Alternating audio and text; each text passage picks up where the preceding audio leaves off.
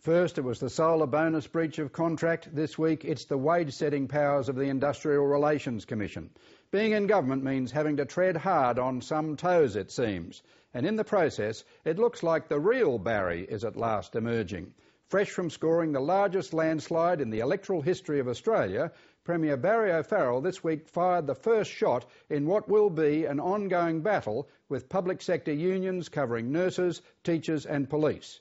Significantly, the Premier has also picked a fight with the President of the State's Industrial Relations Commission, Justice Roger Boland. Speaking at the Jeff Shaw QC inaugural oration at Trades Hall last night, the quietly spoken Justice Roger Boland, President of the New South Wales Industrial Relations Commission, publicly complained about the O'Farrell government's amendments to the Industrial Relations Act. That Parliament would directly fix wages and salaries for employees rather than an independent tribunal is a novel proposition in Australia. No other state or territory does so, neither does the Commonwealth. The effect on the Commission's independence is obvious. It is of particular concern to me as the head of jurisdiction, given the Commission's proud tradition of independence, the tribunal members, which include judges sitting as the Commission as opposed to the Court, will now be directed as to how they may exercise their discretion. They will in effect be placed in a straitjacket, and the test of, quote, fair and reasonable in the Act that the statute requires to be applied is no longer permitted to be applied.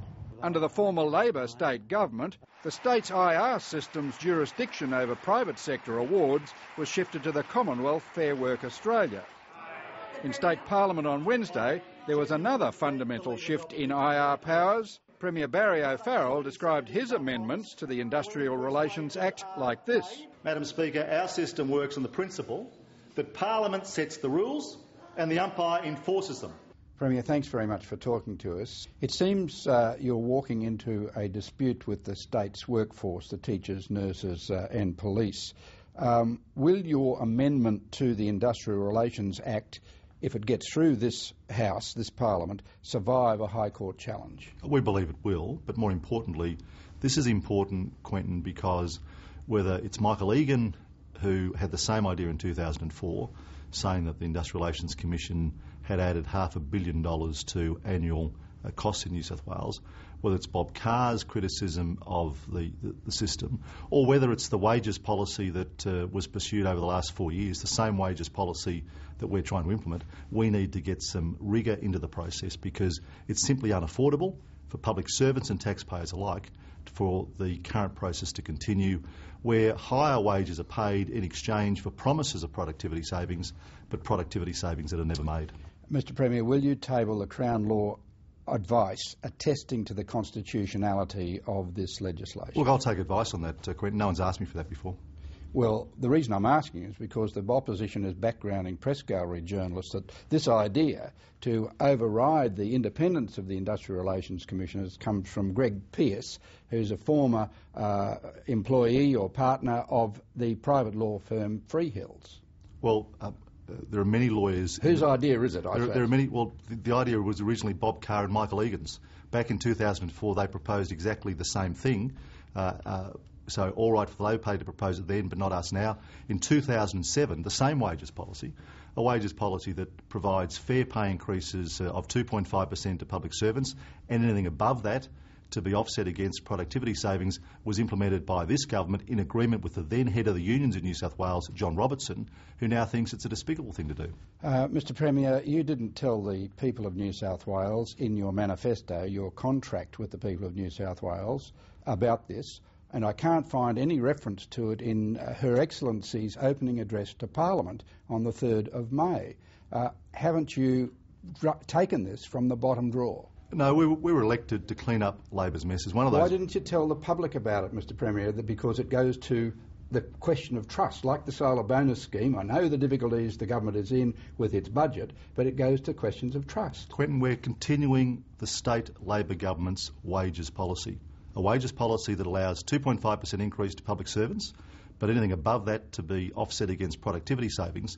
The one difference is we're going to ensure those productivity savings are actually delivered, because Labor's failure to do so over the past 4 years has cost state taxpayers $900 million. You said in Parliament on Tuesday that it was the role of the job of the government to set wages policy, and it is the role of the Industrial Relations Commission, the umpire, to enforce it.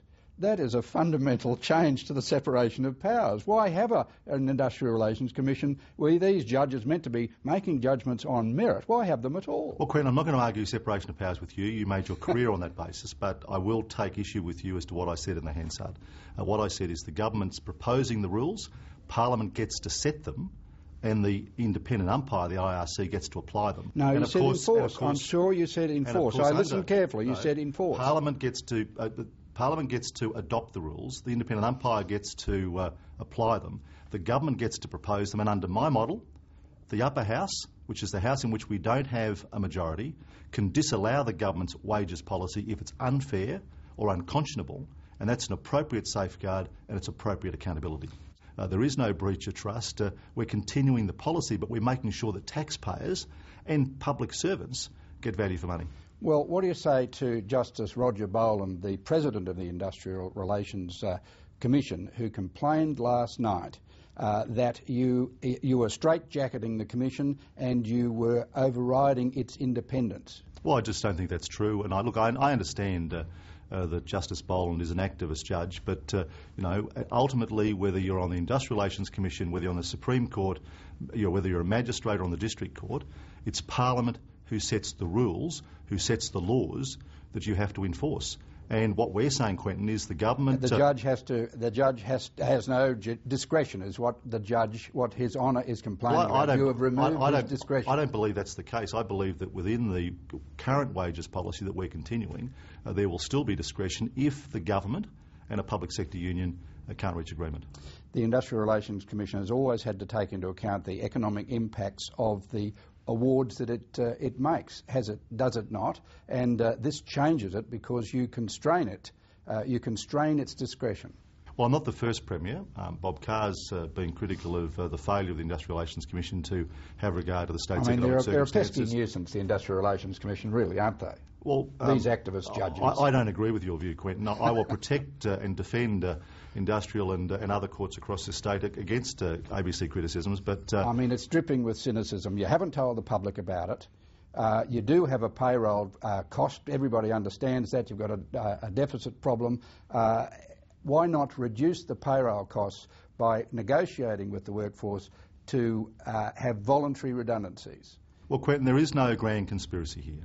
We're continuing Labor's wages policy with one difference, which is we intend to deliver it. We don't intend to stick taxpayers with bills for higher wages that have been paid on the promises of productivity savings that have never been made, and we're requiring, the Parliament requires, the Industrial Relations Commission to have regard to the state's government's wages policy. And if that wages policy is unfair, if it's unconscionable, there is a veto, a safeguard which is the upper house can disallow it.